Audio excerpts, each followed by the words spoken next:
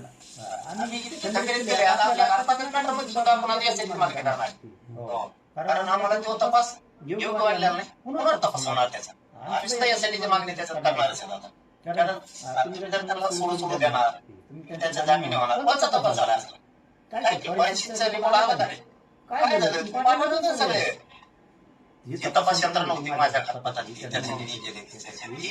त्याच्यात काय झालं.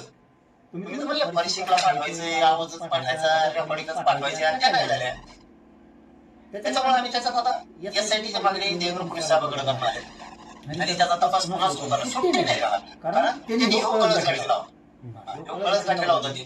त्याच्यामुळं त्याच्याने आता याच्यातून काय त्या रश्मी शुक्लाताई बऱ्याच जणांनी नागपूरला जमले होते, अजित भाऊ होते त्यावेळेस, त्यांनी काय तिथे क्लिचिंग दिली असेल, परंतु ते आरोपीला सुट्टी नाही आणि त्याला पण, आणि ते त्याला मोबाईल लागणार. यासाठी मागणी होणार आहे असं तेव्हा मला वाटतं. यासाठी आहे त्यात काय झालं काय माहिती, छोटी यासाठी नेमली होती त्याला एकट्यालाच माहिती होती ती नेमली म्हणून. त्यामुळं तसे असले बरोबर करू शकते. त्यामुळं काय असतं त्याच्या काळात नाही ती मुख्यमंत्री झाल्याचं खूप गौरव हे राजकीय फायदा ताईच्या माध्यमातून वेगळ्या पद्धतीने उठू शकते देखील.